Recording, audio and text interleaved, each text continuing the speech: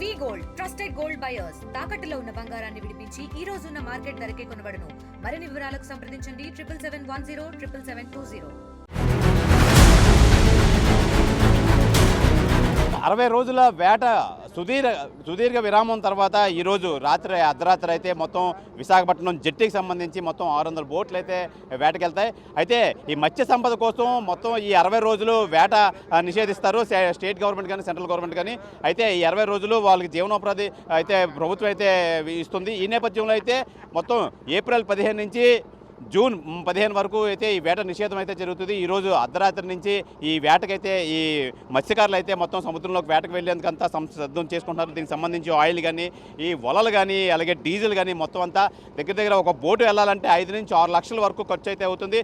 ఈ నేపథ్యంలో వీళ్ళు ఈరోజు రాత్రి అయితే వేటకు వెళ్ళే నేపథ్యంలో మనతో పాటు మత్స్యకార నాయకులు అయితే ఉన్నారు. సార్ చెప్పండి, ఎలా ఉంటుంది? ఆశాజనకంగా ఉంటుందని చెప్పి ఆశిస్తున్నారా? ఏం చెప్తారు?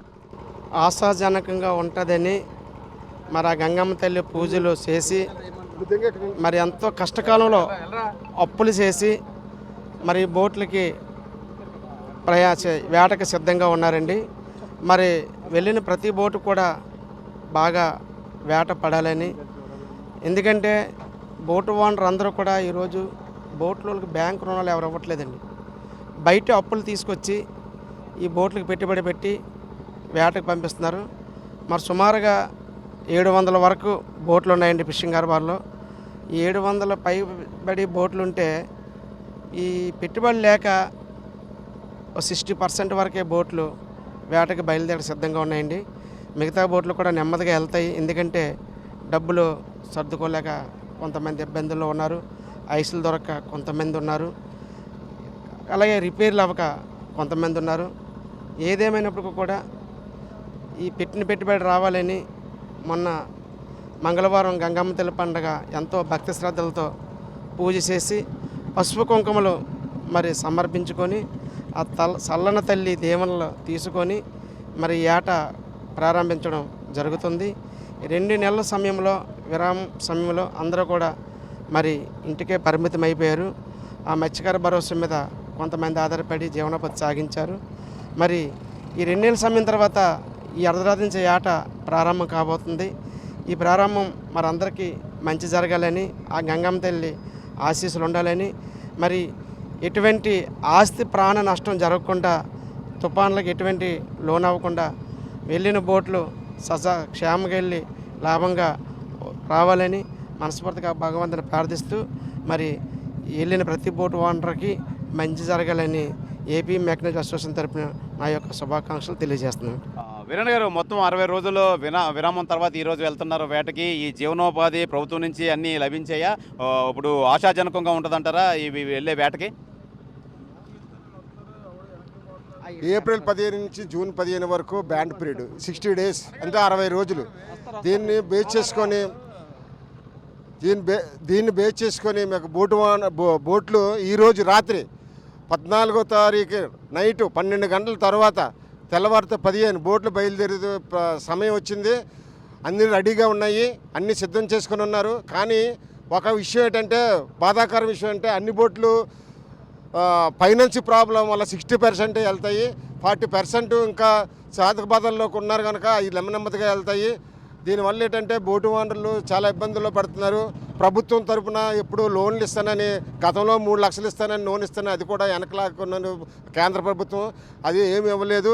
ఇప్పుడు మత్స్యకార భరోసా కదా చాలామందికి అందలేదు, కొంతమందికి మొన్ననే మినిస్టర్ గారు వచ్చారు, ఆయనకు కూడా చెప్పాము. ఎందుకంటే సార్ రాలేని వాళ్ళకి కొంత చూడండి, పరిస్థితి బాగోలేదు, కళాశాలలు చాలా ఇబ్బందుల్లో ఉన్నారని చెప్పేసి చెప్పడం జరిగింది. ఆయన చూస్తామని చెప్పడం జరిగింది.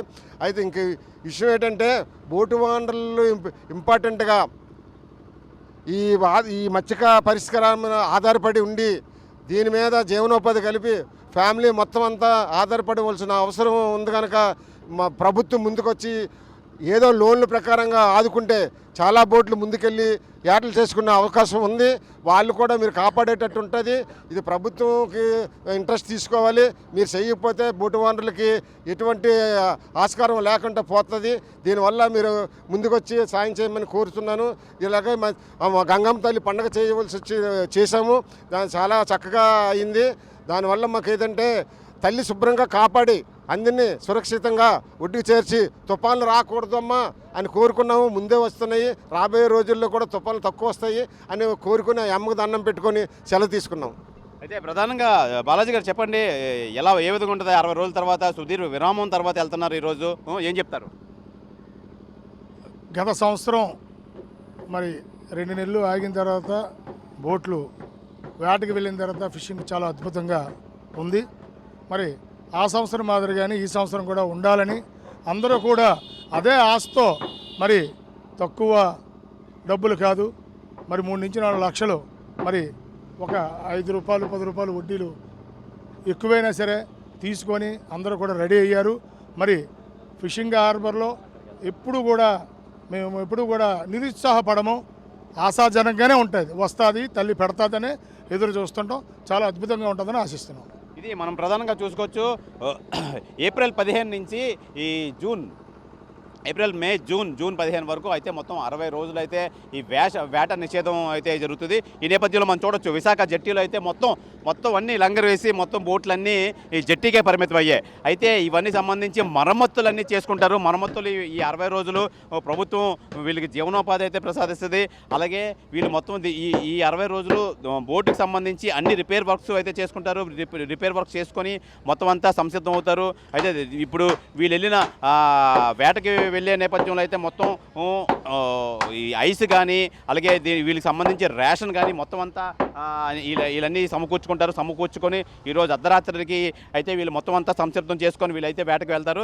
ఈ నేపథ్యంలో మనం చూడొచ్చు మొత్తం అంతా జట్టీలో బోట్లన్నీ నిలిచిపోయి ఉన్న నేపథ్యంలో మొత్తం వలలు మొత్తం అన్ని సామాగ్రి అంతా సంసిద్ధం చేసుకుంటున్నారు. ఎవరికాలు వేటకైతే రెడీ అవుతున్నారు. ఈ నేపథ్యంలో అయితే మొత్తం 600 నుంచి 700 బోట్లు అయితే ఈ జట్టీలో ఉంటాయి. మొత్తం అన్ని ఇవి ఫైనాన్స్ తీసుకొని మొత్తం దగ్గర ఒక బోటు వెళ్ళాలంటే 5 నుంచి 6 లక్షల ఖర్చుతో మొత్తం డీజిల్ దగ్గర నుంచి మొత్తం అన్ని సామాగ్రి వీళ్ళు రెడీ చేసుకుంటారు.